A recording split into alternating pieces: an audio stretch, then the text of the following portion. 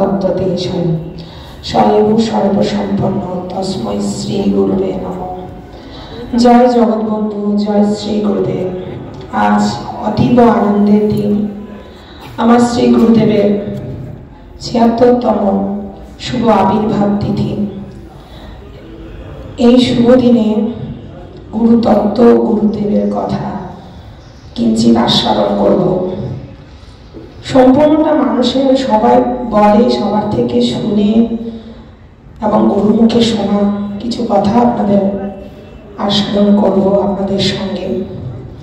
প্রথমে গুরুতত্ত্বর কথা যদি বলছি, গুরু প্রণামে বলি আমরা গুরু ব্রহ্মা, গুরু বিষ্ণু, গুরুদেব মহেশ্বর। গুরু ব্রহ্মা, ব্রহ্মার কাজ হলো সৃষ্টি করা। গুরুদেব আমাদের সৃষ্টি করছেন। কি করে সৃষ্টি করছেন? মা বাবার থেকে যদি আমার জন্ম হয়, গুরুদেব আমাকে পুনরায় মন্ত্র দিয়ে আমার পরিচয় দিচ্ছে। আমার পরিচয় হলো আমি নিত্য বন্ধুর দাস, নিত্য কৃষ্ণের দাস। এই যে পরিচয়টা সৃষ্টি করছে, এটা তো ব্রহ্মারই কাজ করছেন। এরপর বলছি গুরু বিষ্ণু। বিষ্ণুর কাজ হলো পালন করা। গুরুদেব আমাদের পালন করেন। কোন পথ শ্রেয়, কোন পথ আমার জন্য ভালো নয়, তা গুরুদেব আমাকে নির্দেশ দেন। কোন পথে গেলে আমি প্রভুর চরণে পৌঁছাবো, সেই নির্দেশটা দিচ্ছেন। তাহলে গুরু বিষ্ণু রূপে কাজ করছেন। এবার বলছে গুরু মহাদেব, মহেশ্বরের কাজ করছেন। আমার ভিতরে আমার যে ভিতরে যে খারাপ গুণ আছে, সেগুলিকে তিনি ধ্বংস করছেন। মহাদেব রূপে তিনি ধ্বংস করছেন। তাহলে গুরু ব্রহ্মা, গুরু বিষ্ণু, গুরুদেব মহেশ্বর। আমার শ্রী গুরুদেব 1949 সালে 10ই ফেব্রুয়ারি, দিনটি ছিল ভৈমী একাদশীর দিন। যশোর জেলার ঝালকাঠি গ্রাম, বর্তমানে বাংলাদেশে, তিনি আবির্ভূত হয়েছেন। তিনি জন্ম নিয়েছেন। তার পিতার নাম ছিলেন চিন্তাহরণ সাহা, মা প্রেমবালা সাহা। আমি দেখেছি মাতৃ জননীকে, অপূর্ব সুন্দরী ছিলেন। এত সুন্দর, আমাকে খুব ভালোবাসতেন। আমি প্রতিদিন দর্শন করতাম ওনাকে। পিতা চিন্তাহরণ সাহা কেমন ছিলেন? গুরুদেবের মুখে শোনা কথা। প্রতিদিন প্রেম ভক্তি চন্দ্রিকা পড়তেন, 2 চোখের জল তুলসী পত্রটা সিদ্ধ করে প্রভুর চরণে নিবেদন করতেন। ঘরে গৃহে ছিল, ওনারা বহু ভাই বোন ছিলেন। তার মধ্যে 3 নম্বর ভ্রাতা ছিলেন আমার শ্রী গুরুদেব।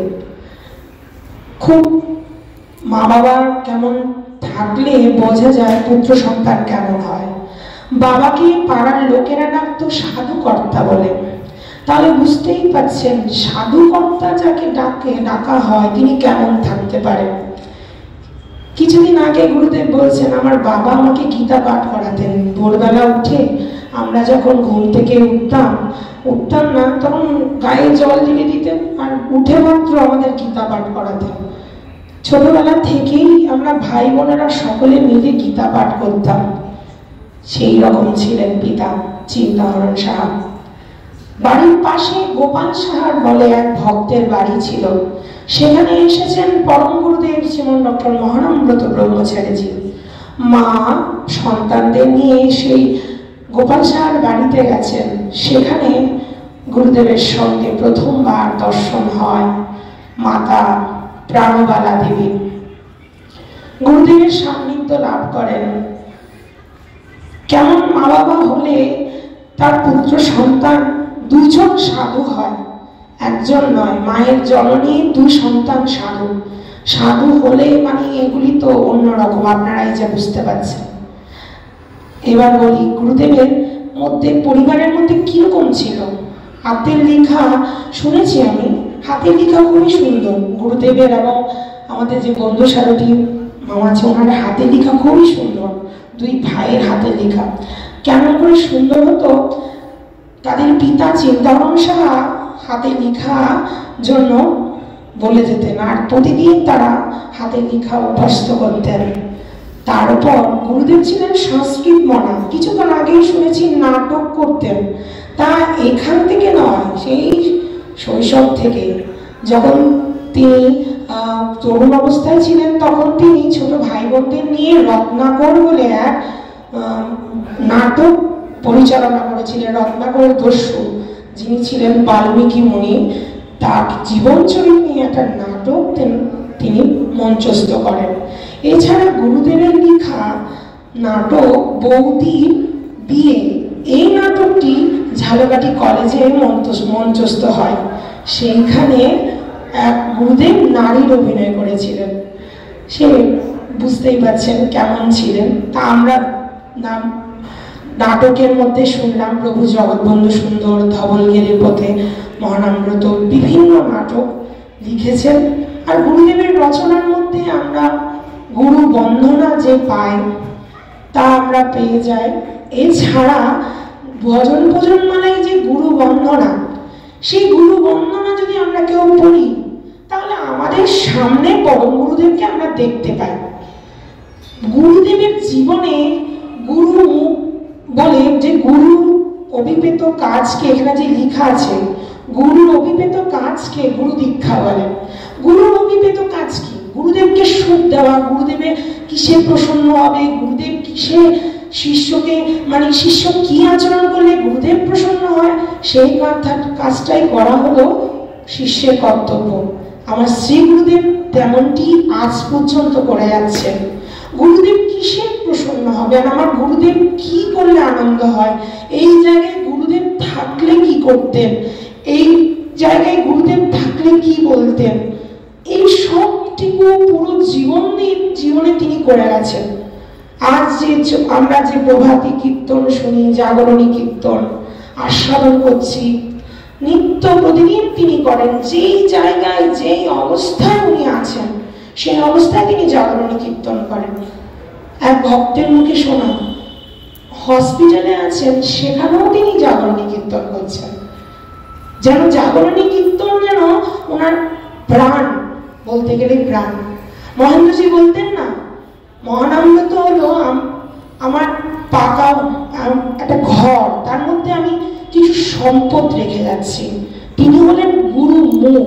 শ্রীপাদ মহেন্দ্রজির গুরুমুখ যদি মহানামব্রতজি হন তাহলে আমরা নিশ্চয়ই বলতে পারি আমার গুরুদেব গুরুমুখ। কারণ আমরা যে ভাগবত শুনি, চৌর্যলীলা বলুন, উদ্ধব সন্দেশ বলুন, যেমন করে গুরুদেব বলতেন, পরম গুরুদেব শ্রীমান ডক্টর মহানামব্রতজি বলতেন, ঠিক তেমনি ভাবে গুরুদেবেরই কথা আমার গুরুদেবই বলেন। পুরো কথার মধ্যে যেমনি করে আমি আমার পরম গুরুদেবকে আস্বাদন করতে চাই, আমরা অনেকেই আমাদের পরম গুরুদেব গুরু দাদুকে দর্শন করিনি। দর্শন যদি করে থাকি ওনার মুখে ভাগবতী কথা শুনিনি, শুনে থাকলেও ওই ক্যাসেট বা অন্য কোনো জায়গায় একটু শুনেছি, কিন্তু এই যে বললে যে ওনাকে কেমন লাগে অনুভবটা আমরা করতে পারিনি।